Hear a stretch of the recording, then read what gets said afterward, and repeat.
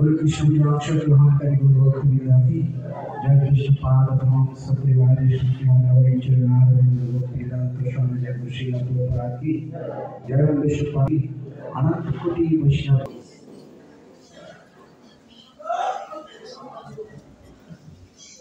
हरे कृष्ण সকলে বসে মধ্যে দিনের শ্রীমদ ভাগবত কথা নিয়ে আছে পরম ভাগবত শ্রদ্ধেয় শ্রীমান উদয় মুকুন্দ প্রভু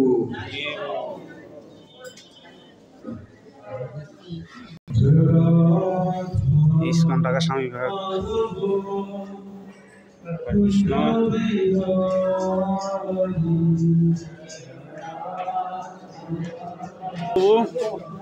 হরে কৃষ্ণ বলভদ্র প্রভু কিছু বলেন।